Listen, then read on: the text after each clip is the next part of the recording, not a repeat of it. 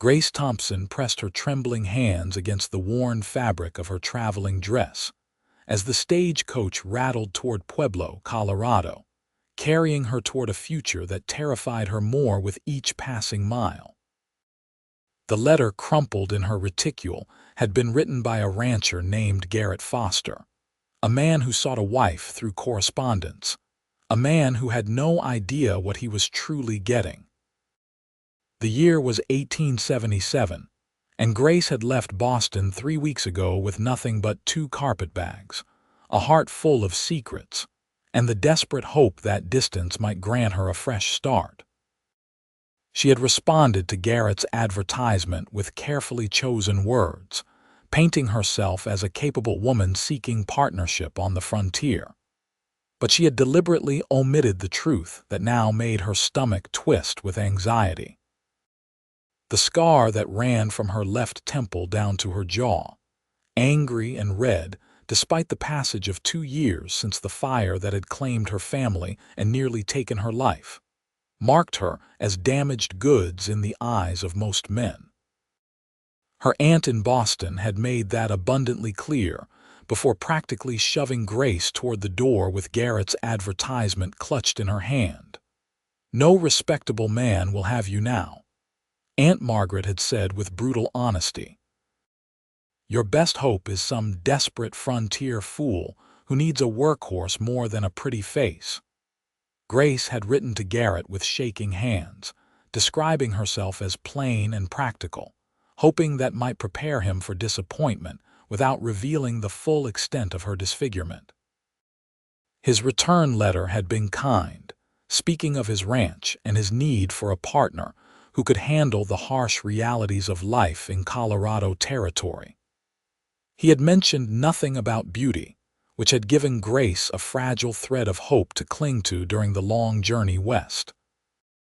Now, as Pueblo emerged from the dusty horizon, that hope felt more like foolishness. What if he took one look at her and sent her right back? She had barely enough money for lodging, let alone a return ticket to Boston. Not that she could return. There was nothing left for her there but pitying stares and her aunt's bitter resentment at having to house an unmarriageable niece. The stagecoach lurched to a stop outside the depot, and Grace's heart hammered so violently she thought it might burst through her ribcage. The driver opened the door, and the bright Colorado sunlight flooded in, making her squint. She accepted his hand and stepped down onto the dusty street, immediately aware of the curious stares from passers-by. She kept her scarred side angled away, a habit she had developed over the past 2 years. "Miss Thompson." A deep voice cut through the ambient noise of the bustling town. Grace turned slowly, her breath catching in her throat as she laid eyes on Garrett Foster for the first time. He stood nearly 6 feet tall, broad-shouldered and lean in the way of men who worked hard for their living. His face was weathered by sun and wind, with lines around his eyes that suggested he smiled often, though he was not smiling now. His dark hair needed a trim, and his jaw bore a day's worth of stubble. He wore work clothes, clean but clearly well worn, and a hat that had seen better days. But it was his eyes that held her frozen in place. They were a striking gray-green, and they looked at her with an intensity that made her want to hide and step forward all at once. He was staring directly at her face, at her scar, and Grace felt the familiar burning shame crawl up her neck. This was it. This was the moment he would make his excuses, perhaps offer her a bit of money for her trouble and send her on her way. She straightened her spine, determined to maintain whatever dignity she could muster. Garrett moved toward her with surprising speed, his long legs covering the distance between them in a few strides. Grace braced herself for rejection, for the polite words that would unmake her future before it had even begun. Instead, he stopped in front of her and removed his hat, revealing the full force of his gaze. "Miss Thompson," he said again, and his voice carried a note of wonder that confused her. "I'm Garrett Foster. I've been counting the days until you arrived." Grace stared at him, uncertain how to respond. He had not looked away from her scar, but neither did his expression hold the disgust or pity she had learned to expect. Instead, he looked at her as if she were exactly what he had been hoping for, as if the sight of her had answered some unspoken question. "Mr. Foster," she managed, her voice barely above a whisper. "I should tell you you're exhausted from your journey," he interrupted gently. "Let me get your bags and we'll get you settled. There's a boarding house where you can stay until we sort out the arrangements. Mrs. Chen runs a respectable place and she's expecting you." "Wait," Grace said, finding her voice through sheer force of will. "You can see my face clearly, Mr. Foster. If you've changed your mind, I would prefer you say so now rather than allow me to harbor false hope." Garrett's expression shifted into something fierce and tender all at once. "Changed my mind. Miss Thompson, I've been praying for someone exactly like you. Someone who knows what it means to survive, to keep going when everything seems lost. I can see strength in you, and that's worth more than any smooth face ever could be." The words hit Grace with such unexpected force that she felt tears prick at her eyes. She blinked them back furiously, unwilling to embarrass herself further by weeping in the middle of the street. "You don't know anything about me," she said, but the words lacked conviction. "Then I look forward to learning," Garrett replied. He gestured to the stagecoach driver who was setting her bags on the wooden walkway. "May I?" Grace nodded, not trusting her voice. She watched as Garrett hefted her carpetbags with ease and began walking down the street, clearly expecting her to follow. She did, her legs moving automatically while her mind struggled to process what had just happened. The boarding house was a neat, two-story building painted white with green shutters. A small sign declared it to be Chen's respectable lodgings. Garrett held the door for Grace, and she stepped into a tidy front room that smelled of soap and cooking spices. A woman emerged from a back room, small and efficient in her movements. Her black hair was streaked with silver and pulled back in a severe bun. Her eyes were sharp but not unkind as she looked Grace over. "You must be Miss Thompson. I'm Mrs. Chen. Mr. Foster has paid for your room for the week. You'll be on the second floor, first door on the right." "Thank you," Grace said. "That's very kind."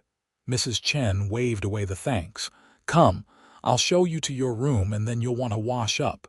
Dinner is at 6 if you're hungry." Garrett set Grace's bags down at the base of the stairs.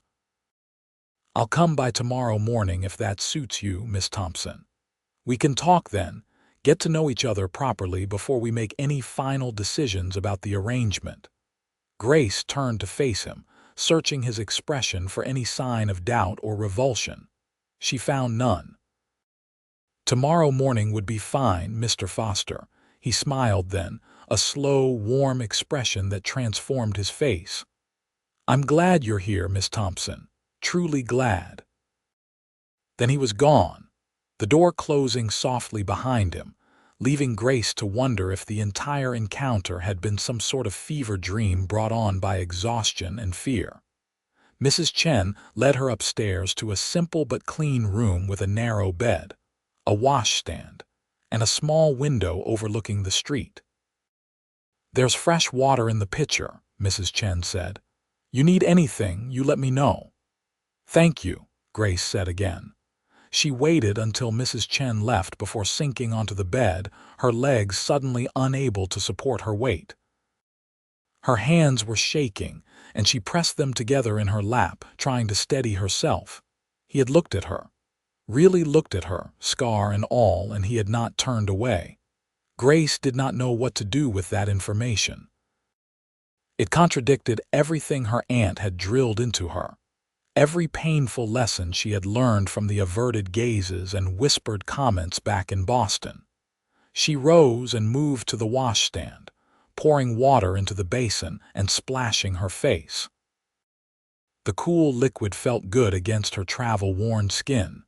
She looked at her reflection in the small mirror above the stand, forcing herself to see what Garrett had seen.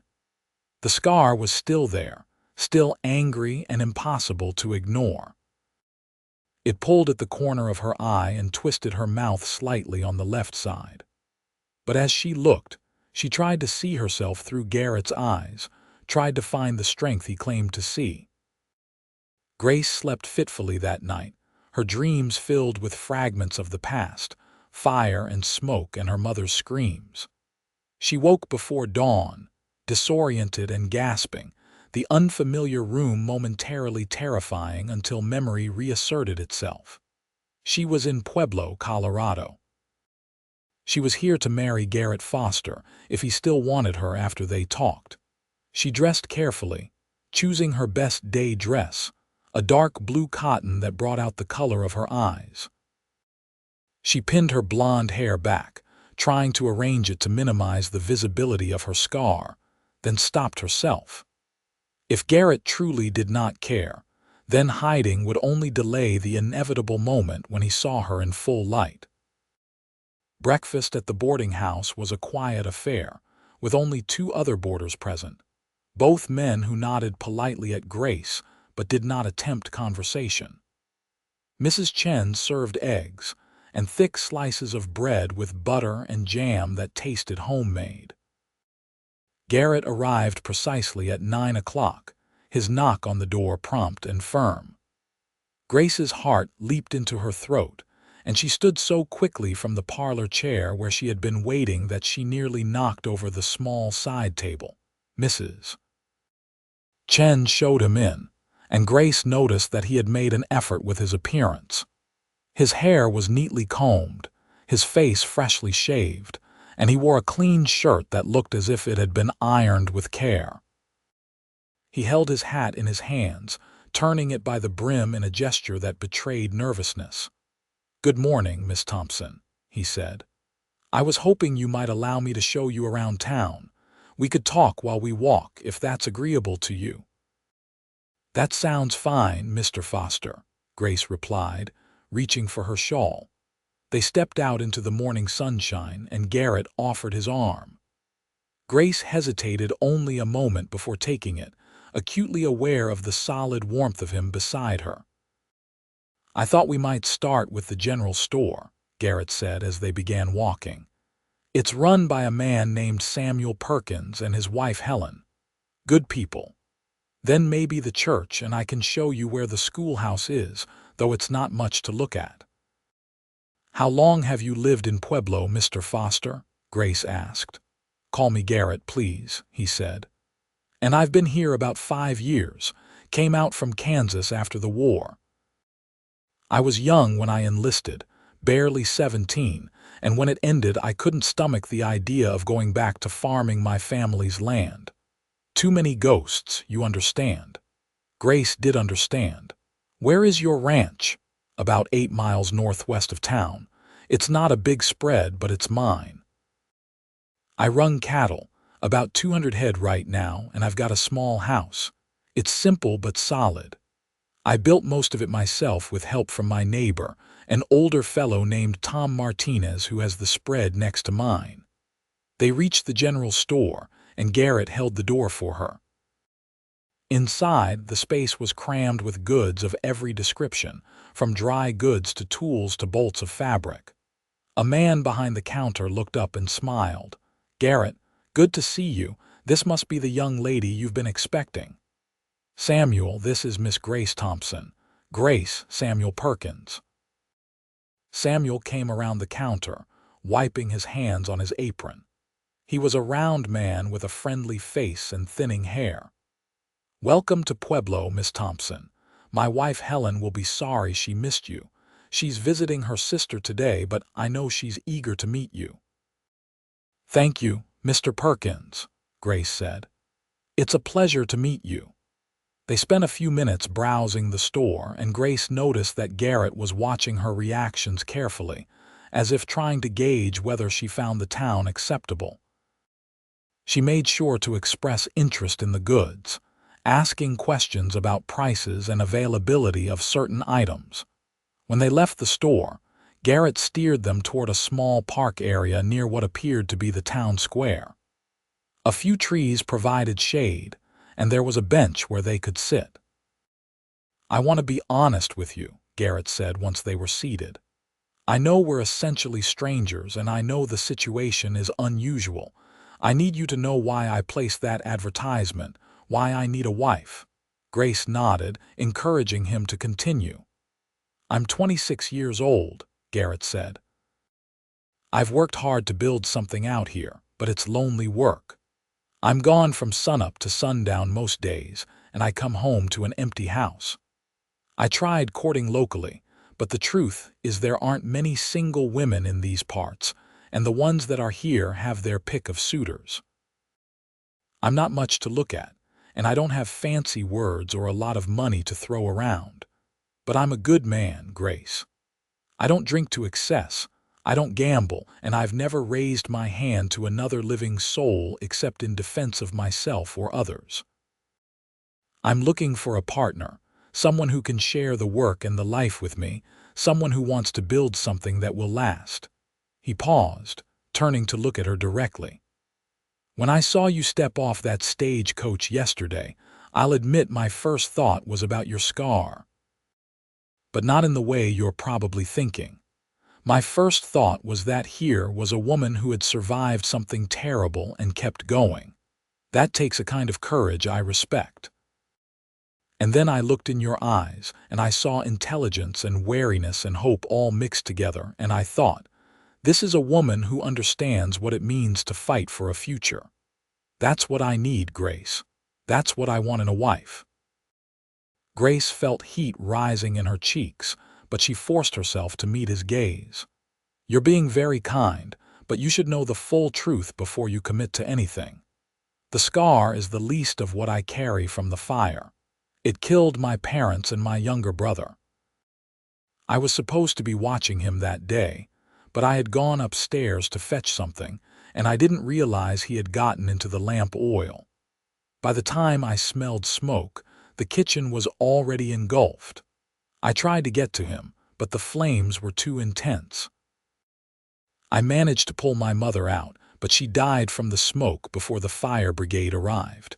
My father was at work. When he came home and saw what had happened, he ran into the burning house looking for Timothy. Neither of them came out." Her voice had dropped to barely above a whisper. "So you see, Mr. Foster, I'm not courageous. I'm the reason my family is dead. I should have been watching Timothy more carefully. I should have moved faster, done something differently. I live with that every single day." Garrett was quiet for a long moment, and Grace braced herself for the withdrawal she was certain would come. Instead, he reached over and gently took her hand. His palm was calloused and warm, his grip firm but not constraining. "Grace, look at me," he said softly. When she did, his eyes were serious but not pitying.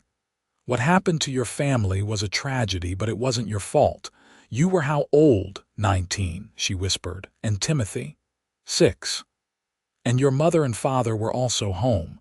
Mother was in the parlor, father was at his office. So your mother, a grown woman, was also in the house when this accident happened. Was she watching Timothy?" Grace faltered. "She had asked me to watch him while she rested. She had been feeling poorly that day. So she entrusted you with a task while she rested, and a terrible accident occurred. Grace, if your mother had been the one watching Timothy when it happened, would you blame her? Of course not. She was ill and accidents happen," and Grace stopped as she realized what Garrett was doing. "And yet you blame yourself," Garrett said gently. "You carry guilt for something that was a tragic accident. I'm not saying the grief isn't real, or that the loss isn't devastating. But punishing yourself won't bring them back, and I suspect your family would be heartbroken to know you've been shouldering this blame alone." Tears were streaming down Grace's face now, and she did not bother to wipe them away. "My aunt blamed me." She said if I had been more careful, if I had been a better sister, they would still be alive. She said the scar was God's way of marking me for my failure. Garrett's expression hardened. Your aunt is wrong, dead wrong, and cruel besides. Grace, I know we barely know each other, but I'm going to ask you to trust me on this. You are not defined by your worst day. You are not the sum of your scars, visible or otherwise. You are a woman who survived hell and had the courage to travel halfway across the country to start over. That's who I see when I look at you. Grace could not speak. She could only sit there, crying quietly, while Garrett held her hand and waited patiently for the storm to pass. When she finally regained some composure, she fumbled for a handkerchief, and Garrett produced a clean one from his pocket. I'm sorry, she said, dabbing at her eyes. I didn't mean to fall apart like that. You have nothing to apologize for, Garrett said. I'm glad you told me. I want us to be honest with each other, Grace. That's the only way this can work. She nodded, taking a shaky breath. What happens now? Well, I'd like to court you properly if you're willing. I know the original plan was for a quick marriage, but I think we should take some time to get to know each other first. You can stay at Mrs. Chen's, and I'll come into town to see you when I can. We can have dinners together, take walks, talk. And if, after a few weeks, you decide you want to go through with the marriage, we'll do it then. But if you decide I'm not what you want, I'll pay for your passage back to Boston or wherever else you want to go. No hard feelings, no obligations. Grace stared at him. You would do that, even after paying for my passage out here and my lodging. I'm looking for a wife, Grace, not an indentured servant. You need to choose this freely, with full knowledge of what you're getting into. And I need to know that you're choosing me because you want to, not because you feel trapped or obligated. Something in Grace's chest loosened, a knot she had been carrying so long she had forgotten it was there. I would like that very much, Garrett. The courting, I mean. I would like to get to know you better. Garrett's smile was brilliant. Good. That's real good, Grace. They spent the rest of the morning exploring Pueblo, and Garrett introduced her to various townspeople they encountered. Grace noticed that while some people stared at her scar, most of them took their cue from Garrett's matter-of-fact acceptance and treated her with genuine warmth.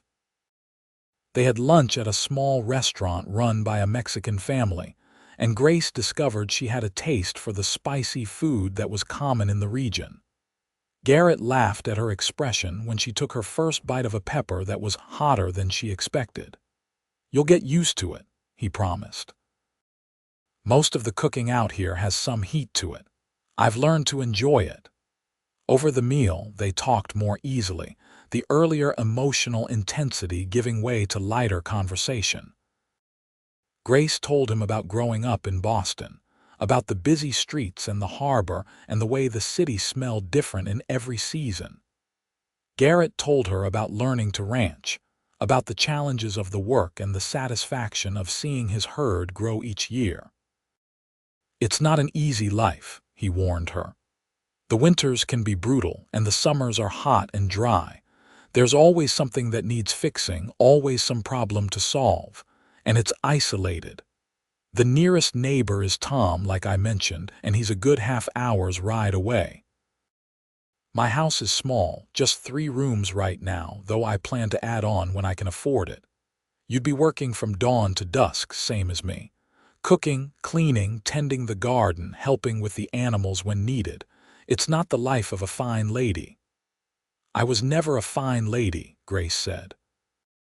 My father was a clerk and we lived comfortably but modestly.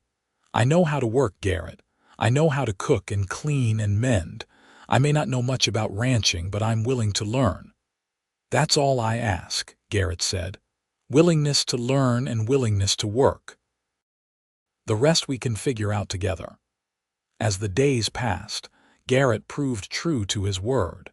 He came into town 3 or 4 times a week, always with some plan for how they could spend time together. He took her to church on Sunday. where she met more of the townspeople and received a warm welcome from the pastor's wife.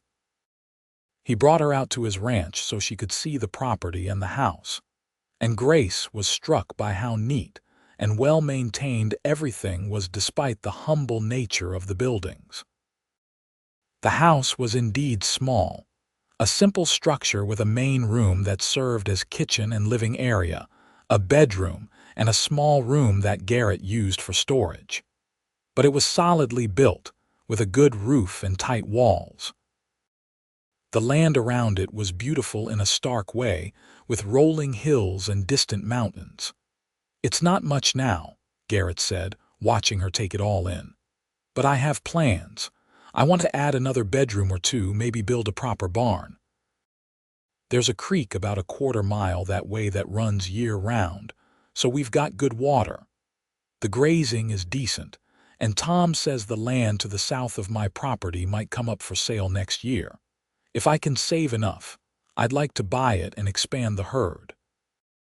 Grace could hear the pride and ambition in his voice, and she found herself drawn to his vision of the future. "It's a good place, Garrett. I can see the potential." His face lit up. "You really think so?" "I do.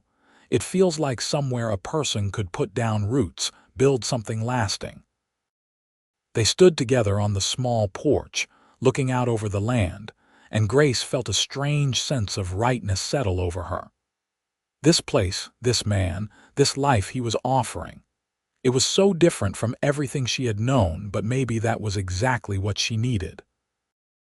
Garrett courted her with a patience and gentleness that touched Grace deeply. He never pushed for more than she was comfortable with, never tried to kiss her or take liberties. Instead, he focused on talking with her, learning her thoughts and opinions, sharing his own dreams and fears.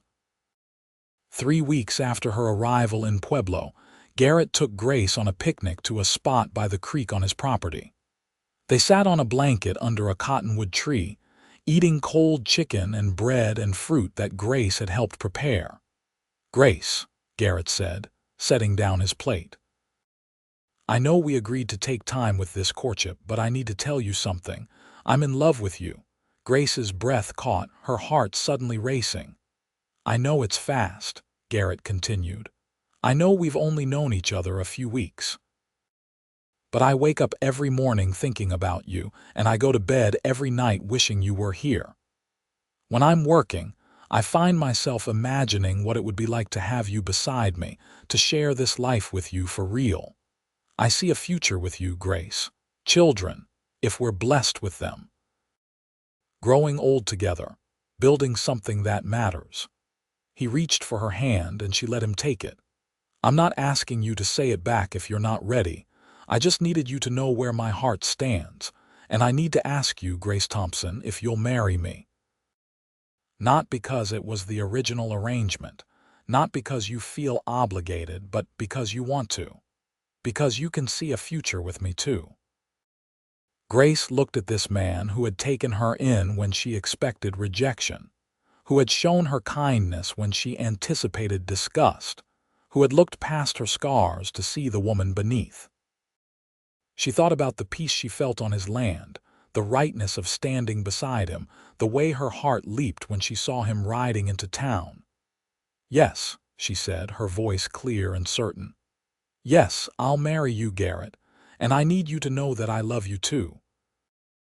I think I started falling for you that first day when you looked at me like I was exactly what you'd been hoping for. You gave me back something I thought I'd lost forever. You made me feel like I could have a future, like I was worth something again." Garrett pulled her into his arms, holding her tight against his chest. She could hear his heartbeat, strong and steady, and she wrapped her arms around him in return. When he pulled back enough to look at her face, his eyes were bright with emotion. "Can I kiss you?" he asked, and Grace nodded. His lips met hers gently, a soft press that sent warmth flooding through her entire body. The kiss deepened slightly, and Grace lost herself in the sensation, in the feeling of being wanted and cherished. When they finally broke apart, both of them were breathless. "When?" Garrett asked. "When can we get married?" Grace laughed, giddy with happiness. "As soon as you want. Tomorrow if the pastor is available." "Tomorrow it is then," Garrett declared. He kissed her again, and Grace thought that maybe, just maybe, the worst was behind her. Maybe this was the beginning of something beautiful. They were married the following afternoon in a simple ceremony at the church. Mrs. Chen and Samuel Perkins served as witnesses, and Helen Perkins insisted on providing a cake for the small gathering afterward. Grace wore her best dress, and Garrett wore a suit he had borrowed from Samuel, as his own had been damaged beyond repair years ago. When the pastor pronounced them husband and wife, Garrett kissed Grace with such tenderness that several of the women in attendance dabbed at their eyes with handkerchiefs. Grace felt a joy so profound it almost frightened her. After so much loss and pain, she had not believed she could ever feel this happy again. They spent their wedding night at Garrett's ranch, which was now Grace's home too. Garrett had clearly made an effort to prepare for her arrival. The house had been cleaned thoroughly, fresh curtains hung in the windows, and wildflowers placed in a jar on the table. "I wanted it to feel welcoming," Garrett said, suddenly shy. "I know it's not much." "It's perfect," Grace assured him, and she meant it. That night, they came together as husband and wife, and Grace discovered that intimacy with someone who loved and respected her was nothing like the frightening stories her aunt had told her. Garrett was patient and gentle, making sure she felt safe and cherished. When she woke the next morning in his arms, she felt as if she had been reborn into a new life.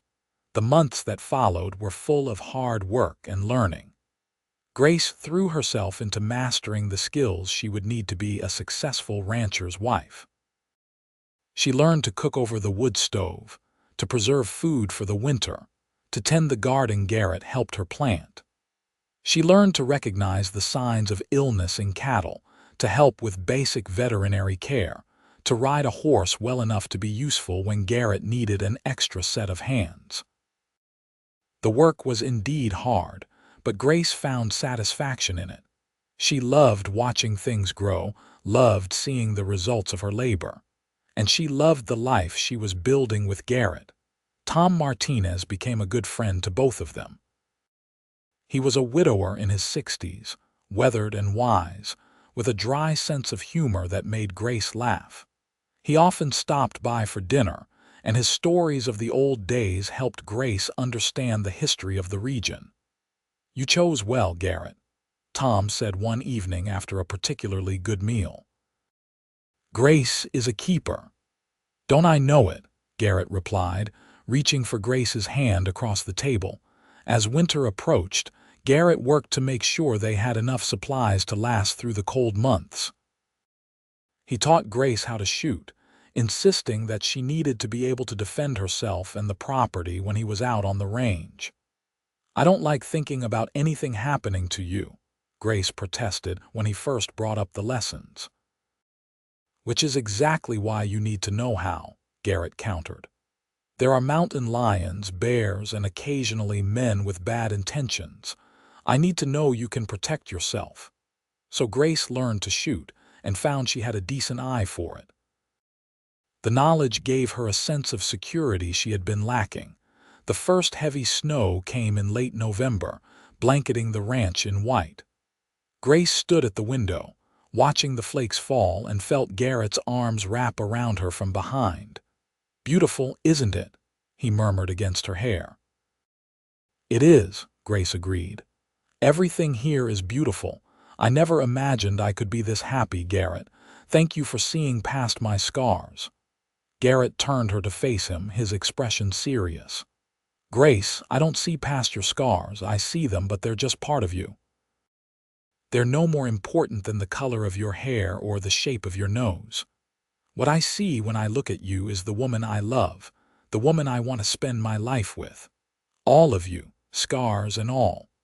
Grace kissed him, pouring all her love and gratitude into the gesture. "I love you so much," she whispered. "And I love you," Garrett replied. "Always will." That winter was long and cold, but Grace found she did not mind being snowed in with her husband. They spent the evenings by the fire, talking and planning for the future. Garrett taught her to play cards, and Grace taught him some of the songs her mother used to sing. They read aloud to each other from the small collection of books they owned, and they made love with a passion that never seemed to diminish. Spring came eventually, as it always does, bringing with it new life and new possibilities. Grace worked alongside Garrett as they prepared for the calving season, and she felt pride when her interventions helped save a struggling calf. "You're a natural," Garrett told her, watching as she fed the calf with a bottle. "I couldn't do this without you, Grace." "You know that, right? We do it together," Grace corrected gently. "That's what partners do." In early summer, Grace realized her monthly courses had not come. She waited another few weeks to be certain before telling Garrett, wanting to be sure before raising his hopes. When she finally told him one evening after dinner, his reaction was everything she could have hoped for. His face lit up with such joy that it brought tears to her eyes. "A baby," he said, his voice full of wonder. "We're going to have a baby in the winter, I think," Grace said, laughing as Garrett picked her up and spun her around gently. "Garrett, put me down. You'll make yourself dizzy." He set her down but kept his hands on her waist, looking at her with such love that Grace felt her heart might burst. "I'm going to be a father. We're going to be parents." "Are you happy?" Grace asked, though the answer was written clearly on his face. "Happy doesn't begin to cover it," Garrett said. He dropped to his knees and pressed his face against her still flat belly. "Hello in there, little one. This is your father. I just want you to know that you're already loved more than you can imagine." Grace stroked his hair, overwhelmed with emotion. She had lost one family to fire and tragedy, but now she was building a new one. The thought was both terrifying and exhilarating. Garrett became even more protective as Grace's pregnancy progressed. He insisted she not overwork herself, much to her amusement and occasional frustration. They argued good-naturedly about what she could and could not do, with Grace insisting she was pregnant, not made of glass, and Garrett worrying about every little thing.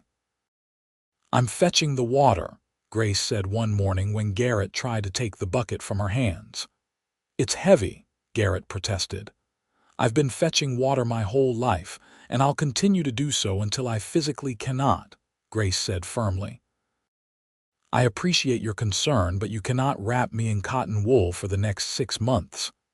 Garrett sighed but relented. "I just want to keep you safe, both of you." Grace softened, setting down the bucket to cup his face in her hands. "I know and I love you for it, but I'm healthy and strong. The baby is fine. We're going to be fine." As her belly grew, Grace found herself marveling at the changes in her body. She had worried that her scars, her past trauma, might make pregnancy difficult, but instead, she felt more connected to her body than she had since before the fire. She was creating life, nurturing it, preparing to bring a new person into the world. It felt like a kind of redemption. Helen Perkins and Mrs. Chen visited regularly, bringing advice and supplies and moral support. Both women had experience with childbirth, and their practical wisdom helped ease some of Grace's fears. "The first one is always the hardest," Helen said cheerfully. "But women have been doing this since the dawn of time. You'll manage just fine." Tom Martinez carved a beautiful cradle from oak and presented it to them one evening, his weathered face creased with pleasure at their delight. "Every baby needs a proper place to sleep," he said gruffly. "I made one for each of my children. Seems right to make one for yours." Grace hugged him, not caring that he stiffened awkwardly at the display of affection. "Thank you, Tom. This means the world to us." The baby came on a cold January night, arriving with a speed that surprised everyone. Grace had been feeling odd all day, uncomfortable in a way she could not quite define. When her water broke just after dinner, Garrett immediately went to fetch Mrs. Chen, who had agreed to serve as midwife. By the time they returned, Grace's contractions were coming fast and hard. Mrs. Chen took one look at her and started issuing orders, her calm competence exactly what the situation needed. "This baby is in a hurry," she announced. "Garrett, I need hot water and clean towels. Grace, you're doing fine. Just breathe through the pains."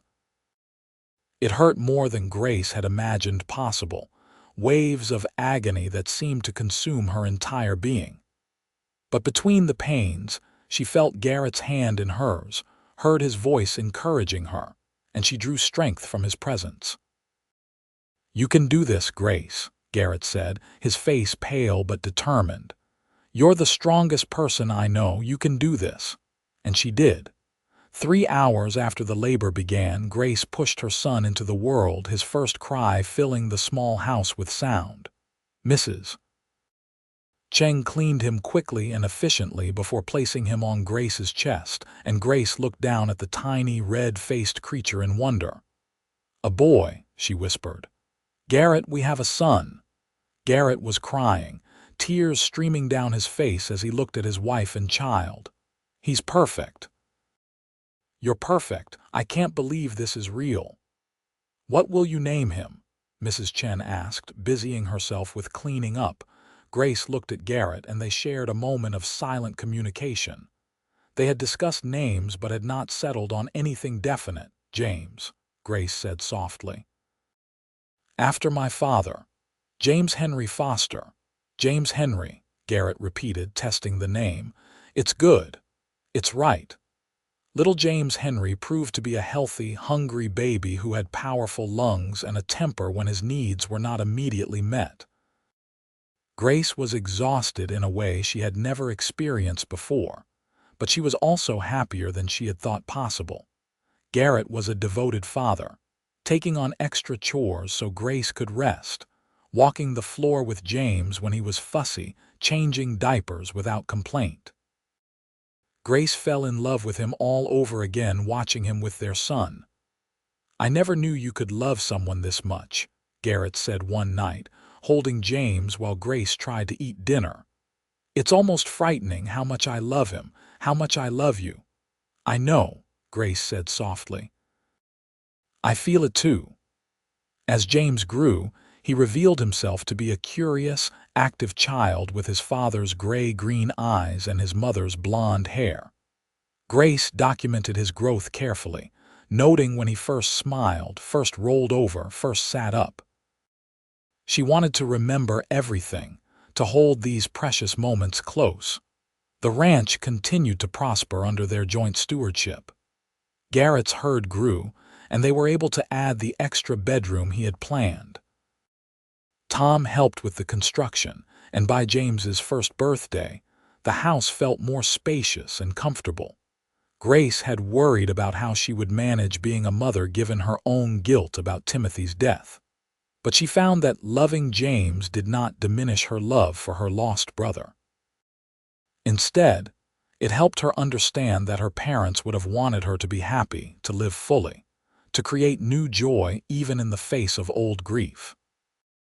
One evening, when James was asleep in his cradle and she and Garrett sat by the fire, Grace spoke about her family for the first time since those early days of their courtship. "I think my mother would have liked you," she said quietly. "She always said the measure of a man was how he treated those weaker than himself. You treat everyone with respect, Garrett. Even me, when I arrived thinking I was damaged goods. You never made me feel less than." Garrett reached for her hand. "Tell me about them, your family." "I want to know who they were." So Grace did. She told him about her father's patient nature, his love of books, the way he would read to them every evening. She told him about her mother's singing voice, her skill with a needle, her fierce love for her children. And she told him about Timothy, his mischievous grin, his endless questions, the way he had followed her around like a puppy. "He would have been 8 now," Grace said, her voice thick with emotion. I wonder what he would have been like, what he would have become. He would have been loved, Garrett said gently. Just as he was loved in his short life. Grace, I hope you know that what happened to them wasn't your fault. I hope you're not still carrying that guilt. Some days are harder than others, Grace admitted, but it's getting easier.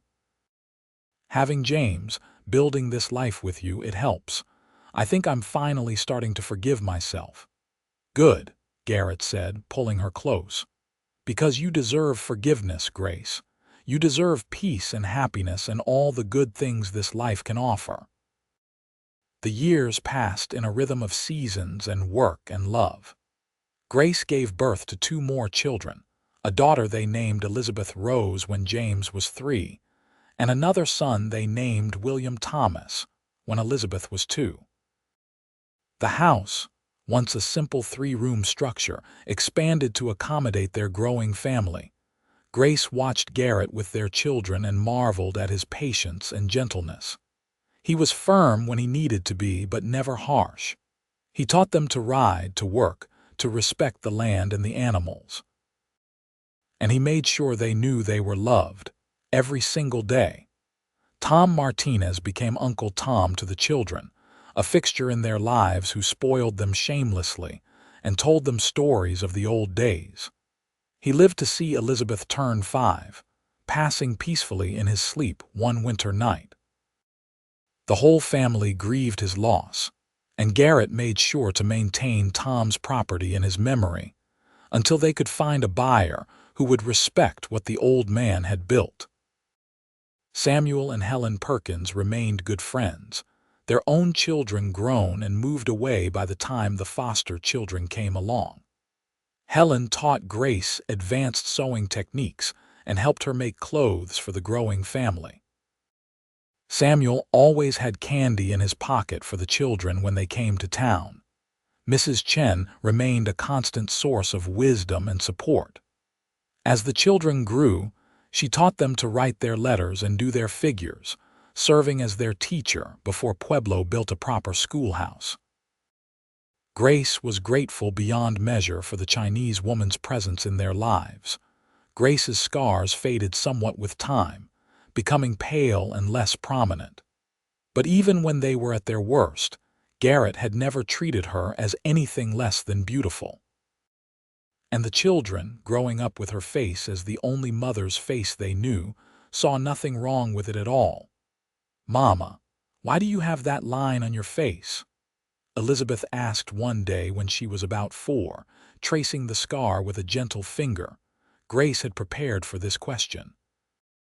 "I was in a fire when I was younger, sweetheart. The fire hurt my skin, and that's the mark it left behind." "Does it hurt?" Elizabeth asked, concerned. "Not anymore," Grace assured her. "It used to, but now it's just part of me, like your freckles or your father's dimple." "I think it makes you look interesting," Elizabeth declared with the certainty of the very young. "Like you have a story." Grace hugged her daughter close. "I do have a story, little one, and part of that story brought me here to you and your father and your brothers." So even though the fire was terrible, something good came from it. Garrett, overhearing from across the room, caught Grace's eye and smiled. They both knew the truth of those words. Grace's journey to Pueblo, born of tragedy and desperation, had led her to a life fuller and richer than she had ever imagined possible. When James was 10, Elizabeth 7, and William 5, Garrett surprised Grace by taking her back to the spot where they had picnicked on the day he proposed. It was spring, and the cottonwood tree was in full leaf, the creek running high with snowmelt. "You remember this place?" Garrett asked as they spread out a blanket. "Of course," Grace said. "This is where you told me you loved me, where you asked me to marry you." "And you said yes," Garrett said. "Best day of my life up until that point. We've had a lot of best days since then." "We have," Grace agreed. She looked at the man beside her, noting the gray threads in his hair, the deeper lines around his eyes. He was 37 now, and she was 32. They had been married for 11 years, and she loved him more now than she had on their wedding day. I was thinking, Garrett said, reaching into his pocket. That first day I gave you a plain gold band because it was all I could afford. You've never complained, never asked for anything fancier. But I want you to have this. He pulled out a small box and opened it to reveal a ring. It was simple but elegant, a gold band with 3 small diamonds set in it. Garrett, Grace breathed, her eyes filling with tears. It's beautiful. 1 diamond for each of our children, Garrett explained. Helen helped me order it from a jeweler in Denver. I know it's not much compared to what some wealthy women wear, but I wanted you to have something special. Something that shows how much I love you and the family we've built together. Grace held out her hand, and Garrett slipped the ring onto her finger above her wedding band. It fit perfectly, catching the sunlight and sending tiny rainbows dancing across the blanket. I love it, Grace said, throwing her arms around his neck. I love you. These past 11 years have been the happiest of my life, Garrett. Thank you for seeing me when I thought I was invisible. Thank you for loving me when I thought I was unlovable. Thank you for giving me a family and a home and a future. I should be thanking you, Garrett said, holding her close. You took a chance on a rough cowboy with more dreams than sense. You worked alongside me to build this life. You gave me 3 incredible children. You make every day better just by being in it. I'm the lucky one, Grace. I'm the one who got the miracle. They kissed there under the cottonwood tree, 2 people who had found each other across the vastness of distance and circumstance. 2 people who had chosen to build something lasting and true. That evening, as the sun set over the ranch, the family gathered on the porch as they often did. James was helping his father with some repairs to a harness. Elizabeth was playing with a doll Mrs. Chen had made for her. William was trying to catch a grasshopper in the yard. Grace sat in the rocking chair Garrett had built for her when she was pregnant with James, watching her family, feeling the weight of contentment settle over her like a comfortable blanket.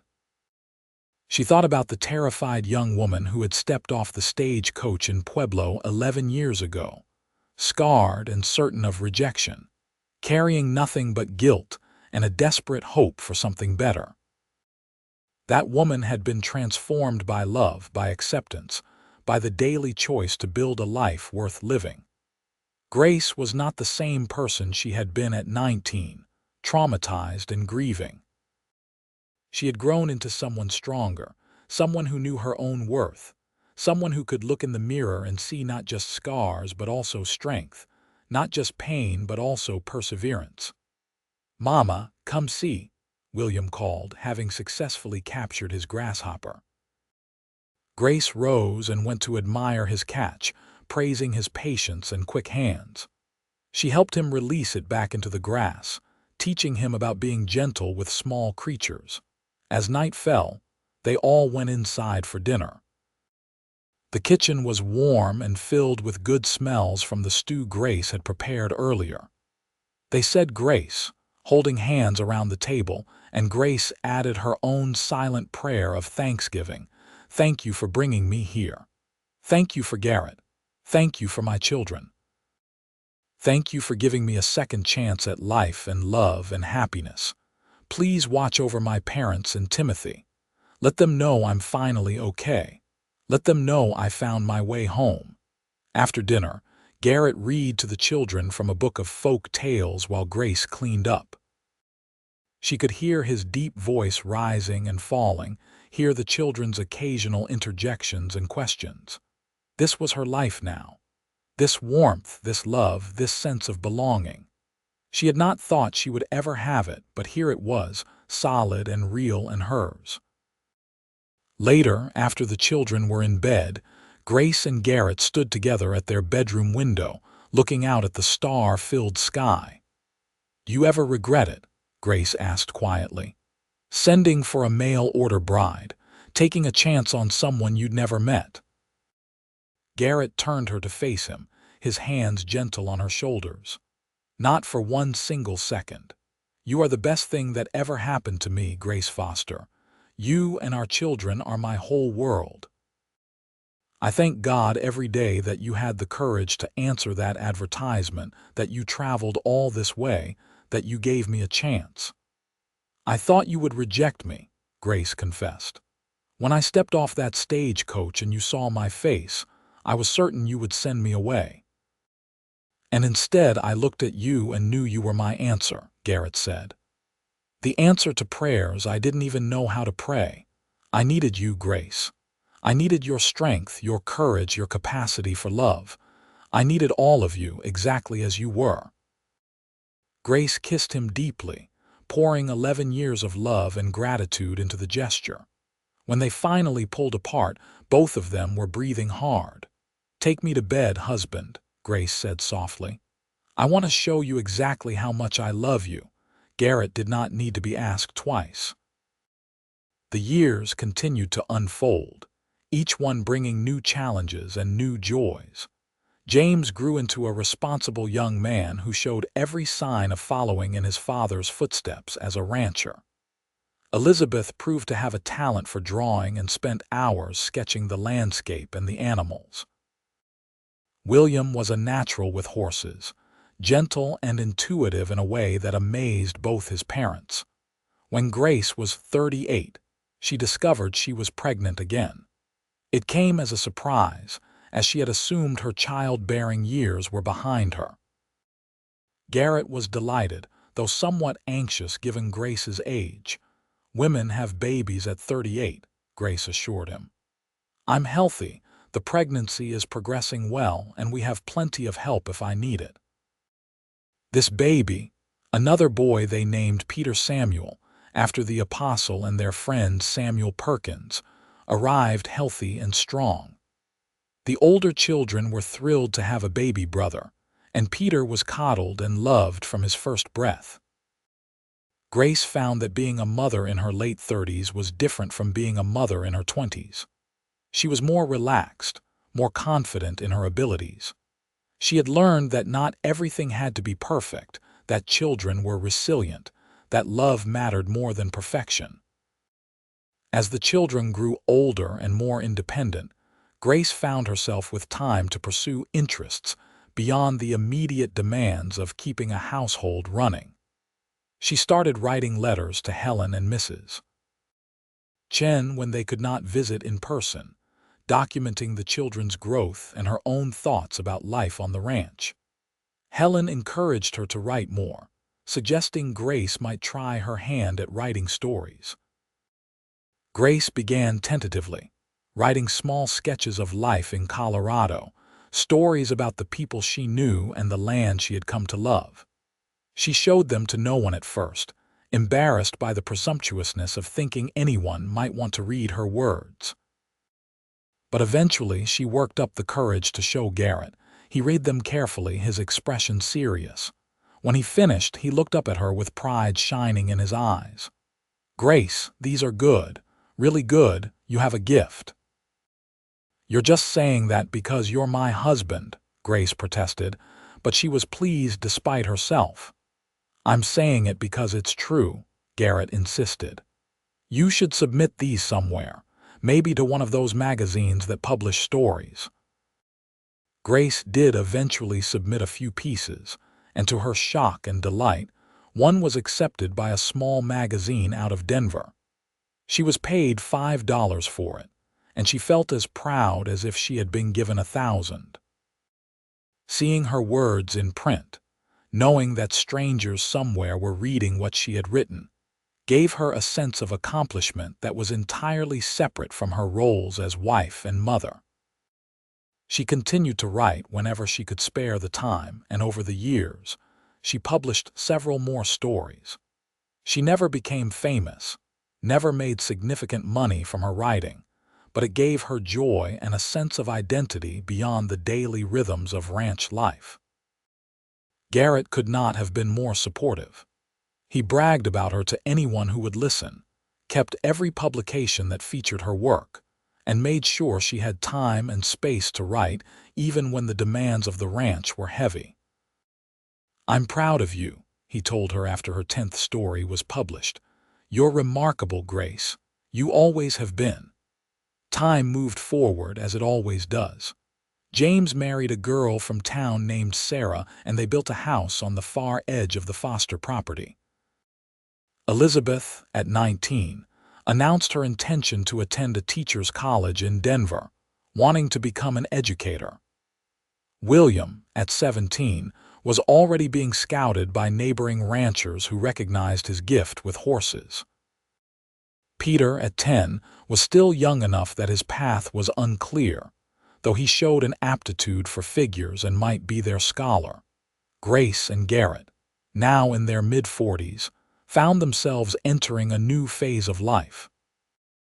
They were no longer young, their bodies bearing the marks of years of hard work, but they were still healthy and active, and they were deeply, profoundly in love. "Can you believe it's been 22 years?" Grace asked one evening as they sat on the porch, watching the sun set. It was the anniversary of the day she had stepped off the stagecoach in Pueblo. "Best 22 years of my life," Garrett said. He reached for her hand, his fingers automatically finding hers.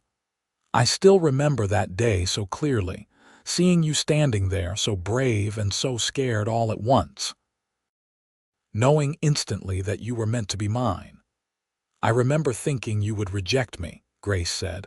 "I was so certain that when you saw my scar, you would change your mind. And instead I took one look and knew you were my answer," Garrett said. "You were everything I needed, everything I had been praying for without knowing how to ask. You still are." Grace leaned her head on his shoulder, feeling the solid warmth of him beside her. "I was so lost when I came here, so broken, and you helped me become whole again. You and the children and this life we built together. You saved me, Garrett." "We saved each other," Garrett corrected gently. "I was lonely and adrift before you came. You gave me purpose, gave me a family, gave me a reason to build something lasting. We saved each other, Grace." They sat in comfortable silence as the sky turned from orange to purple to the deep blue of twilight. Stars began to appear, the same stars that had looked down on them when they first fell in love, the same stars that would shine long after they were gone.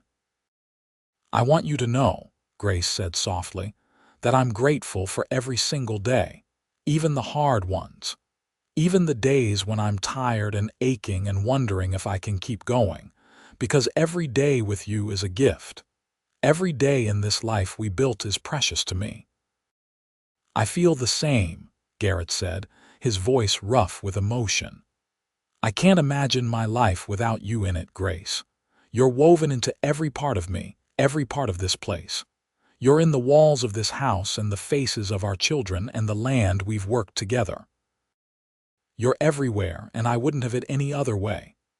They kissed then, slow and sweet, a kiss that held 22 years of love and partnership and shared history. When they finally pulled apart, both of them were smiling. "Come on," Garrett said, standing and pulling her up with him. "Let's go to bed. I want to hold you close and count my blessings." Grace followed him inside, pausing at the door to take one last look at the ranch spread out before them. The house, enlarged and improved over the years, the barn, sturdy and well-maintained, the fences marking out their land, the distant silhouette of mountains against the darkening sky. This was home. This was hers. This was the life she had built from the ashes of tragedy and loss, and it was good. It was so very good. The years that followed brought their share of challenges. There were droughts that tested their resources, winters that were particularly harsh, illnesses that frightened them. But through it all, Grace and Garrett faced each obstacle together, their partnership strengthened by decades of working side by side. James and Sarah gave them their first grandchild, a boy they named Garrett James, and Grace discovered that being a grandmother was a joy she had not anticipated. She loved watching her son with his child, seeing him be the kind of father Garrett had modeled for him. Elizabeth graduated from her teacher's college and took a position in Pueblo, teaching at the very schoolhouse where Mrs. Chen had once taught her. She boarded with Mrs. Chen, who was now quite elderly but still sharp as ever. William did indeed become sought after for his skill with horses. He started his own small operation training horses for local ranchers, and he showed every sign of being successful. At 21, he married a girl named Margaret, and they settled on a small property adjacent to the Foster Ranch. Peter, at 14, announced his intention to study law. It was an ambitious goal, requiring education beyond what was available locally, but Grace and Garrett supported his dreams. They had always encouraged their children to pursue their passions, to build lives that gave them fulfillment. Grace herself continued to write, though her output slowed as she grew older. She focused more on her family, on being present for her children and grandchildren, on savoring the time she had with Garrett. Her earlier fear that she would never be enough, never be worthy of love, had long since faded. She knew her own value now. She knew that she was loved, not despite her scars, but simply as herself, whole and complete. When Grace was 51 and Garrett 56, they celebrated their 30th anniversary. Their children organized a party, inviting friends and neighbors from miles around. The house was filled with laughter and music and good food. Grace moved through the gathering, marveling at how her life had unfolded. Samuel Perkins, now quite old and with Helen gone for several years, cornered her at one point. "I remember when you first arrived," he said, his voice wavering with age. "Scared little thing stepping off that stagecoach. Look at you now. Look at what you've built. Helen always said you and Garrett were meant to be. She was right." "Thank you, Samuel," Grace said, hugging the old man gently. "Thank you for welcoming me when I was a stranger." "You were never a stranger," Samuel said. "The moment Garrett looked at you, you became family." Later, after the guests had gone and the house was quiet again, Grace and Garrett stood in their bedroom, the same room where they had spent their wedding night 3 decades ago. 30 years, Grace marveled. How did that happen? "One day at a time," Garrett said.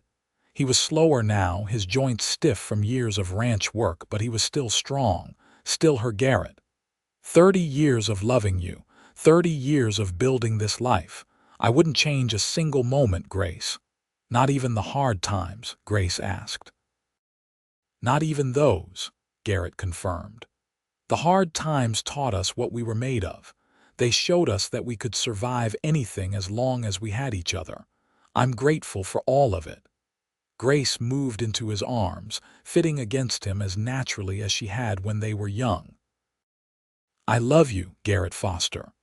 I loved you when I stepped off that stagecoach at 21, terrified and scarred and certain I had nothing to offer. I loved you when you looked at me like I was a gift instead of a burden. I loved you when we built this house and raised our children and worked this land. I love you now after 30 years of partnership and devotion, and I'll love you until my last breath and beyond." "And I love you," Garrett said, his voice breaking slightly. "You were my answer, Grace. The answer to every question I didn't know how to ask. The answer to every prayer I didn't know how to pray. You still are. You always will be." They made love that night with a tender passion that had not dimmed despite the years. And afterward, lying in Garrett's arms, Grace reflected on the incredible journey her life had been. She had come to Pueblo expecting rejection and had found acceptance. She had arrived believing herself damaged and unworthy, and had discovered that she was precious and valued. She had thought she would spend her life paying for the tragedy that had claimed her family. And instead, she had been granted the grace to build a new family, to create joy and love and beauty from the ashes of loss. The mail-order bride who thought she would be rejected had found a cowboy who took one look and knew she was his answer. And together, they had built something rare and precious, something that would outlast them both. As Grace drifted off to sleep, held safe in her husband's arms, she sent up a prayer of gratitude. Thank you for this life. Thank you for this man. Thank you for every moment, every challenge, every joy. Thank you for bringing me home. The years continued their steady march. Grace and Garrett grew older, their children mature adults with families of their own. The ranch, which had started as a modest operation, had grown into a substantial property, a legacy that would be passed down through generations. Grace's writing slowed and then stopped as arthritis made holding a pen increasingly difficult. But she did not mind. She had told the stories she needed to tell. She had left her mark on the world in other ways, through her children and grandchildren, through the life she had built with Garrett. When Grace was 62, Elizabeth gave her a gift, a leather-bound book that contained all of Grace's published stories, carefully preserved. "I wanted you to have them all in one place," Elizabeth said. "So you can remember, so we can remember." Grace wept over the gift, touched beyond words. She read through the stories, marveling at the woman who had written them, the woman who had found her voice after believing she had nothing to say. Garrett, now 67, retired from active ranch management, turning the day-to-day operations over to James. He and Grace spent their days more quietly now, tending the garden, visiting with grandchildren, sitting on the porch and watching the world go by. "We did good, didn't we?" Garrett said one evening, his hand finding Grace's as it always did. "We did very good," Grace agreed. "Better than I ever dreamed possible." They had 8 grandchildren now, with more likely to come. The house that had once seemed so small now rang with the voices of family gatherings, multiple generations coming together to share meals and stories and love. Grace watched them all, storing up memories like treasure. She saw Garrett's eyes in his grandsons, her mother's smile in her granddaughters. She saw the legacy they were leaving, not in material wealth, though they had achieved a comfortable stability, but in values and love and the example of a life well lived. When Grace was 65 and Garrett 70, they took a journey back to the creek where Garrett had first told her he loved her. It took longer to get there now, their bodies slower and less steady. But they made it, settling on a blanket under the same cottonwood tree, now huge and ancient. "Do you remember?" Garrett asked, though of course she did. "Every word," Grace said. "You told me you loved me. You asked me to marry you. You gave me a future when I thought I had none." "And you said yes," Garrett said. "You took a chance on a cowboy with dirt under his fingernails and dreams bigger than his sense." "Best decision I ever made," Grace said firmly. She looked at the ring on her finger, the one with 3 diamonds that Garrett had given her so many years ago. They had added another diamond when Peter was born, and the ring now represented all 4 of their children. It was her most treasured possession, more valuable to her than any amount of gold. "Grace," Garrett said, his voice serious, "I need you to know that my life has been everything I hoped for and more, and that's entirely because of you. Whatever happens, wherever we go from here, I want you to know that loving you has been the greatest privilege of my life." "I know," Grace said, tears sliding down her weathered cheeks. "I feel the same. You took a broken woman and helped her become whole. You gave me a family, a home, a purpose. You loved me when I could not love myself. I owe you everything, Garrett." "You owe me nothing," Garrett said. "We gave each other everything that mattered. That's what love is, Grace. Giving and receiving in equal measure, building something together that neither of us could have built alone." They sat there until the sun began to set. 2 old people who had loved each other well, who had built a life of meaning and purpose, who had created a legacy that would endure long after they were gone. The years that remained to them were fewer now, but they were sweet. Grace and Garrett filled them with family, with quiet moments of connection, with the deep satisfaction of a life well lived. They took care of each other as their bodies failed in small ways, patient with each other's limitations, grateful for each day they were given. When Garrett suffered a heart attack at 73, Grace sat by his bedside in the room they had shared for over 40 years, holding his hand and praying he would not leave her yet. He recovered, though he was weaker afterward, and they both knew their time was growing shorter. "I'm not ready to say goodbye," Grace whispered one night as they lay in bed together. "Neither am I," Garrett admitted. "But we don't get to choose the timing, Grace. We only get to choose how we love while we're here. And I choose you. I choose to love you with everything I have for whatever time we have left." "I choose you too," Grace said. "Always and forever I choose you." Garrett lived another 4 years, dying peacefully in his sleep 2 months before his 78th birthday. Grace woke that morning to find him cold beside her, his face peaceful, his hand still reaching for hers. She sat with him for a long time, memorizing his face, saying goodbye to the man who had been her partner, her lover, her best friend for 46 years. The funeral was large, attended by family and friends from miles around. Grace stood beside his grave, surrounded by their children and grandchildren, and felt the weight of her loss settle into her bones. But she also felt gratitude. She had been blessed beyond measure. She had been loved well and had loved well in return. Many people lived and died without ever experiencing what she and Garrett had shared. "Thank you," she whispered to the sky, to God, to Garrett's spirit if he could hear her. "Thank you for every moment. Thank you for choosing me. Thank you for a life more beautiful than I ever imagined possible." Grace lived another 5 years after Garrett's passing. She stayed on the ranch, moving in with James and Sarah, spending her days with her grandchildren and great-grandchildren. She continued to tell stories, though now they were told aloud rather than written down. Tales of the early days with Garrett, stories of their courtship and their struggles and their triumphs. She wanted the younger generations to know what they had built, wanted them to understand the legacy they were inheriting. Love, she told them. Hard work and commitment and choosing each other even when things are difficult. That's what matters. That's what endures.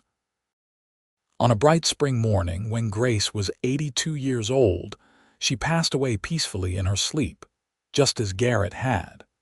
Her children found her with a smile on her face, her hand resting on the leather-bound book of her stories. They buried her beside Garrett, and on the simple headstone, they inscribed words that captured the essence of their story. Grace Foster, beloved wife, mother, grandmother. She thought he'd reject her. He took one look and knew she was his answer. Together, they built a love that death cannot diminish. The ranch continued, passed down through the generations. The house, much enlarged and improved over the years, still stood. And on quiet evenings, when the wind blew just right, it almost seemed like you could hear echoes of laughter, of children playing, of two people who had loved each other well, whispering together in the twilight. Grace Thompson had boarded a stagecoach in Boston, terrified and scarred, certain she was traveling toward rejection. Instead, she had found acceptance, love, partnership, and a future more beautiful than any dream.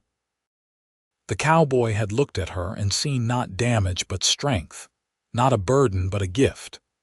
And together, they had created something extraordinary, something that would endure long after they were both gone. Their story became legend in Pueblo, told and retold, a testament to the power of love to heal, to transform, to redeem. And every time someone shared it, they ended the same way, with the simple truth that had defined Grace and Garrett's entire relationship. She thought he'd reject her. He took one look and knew she was his answer.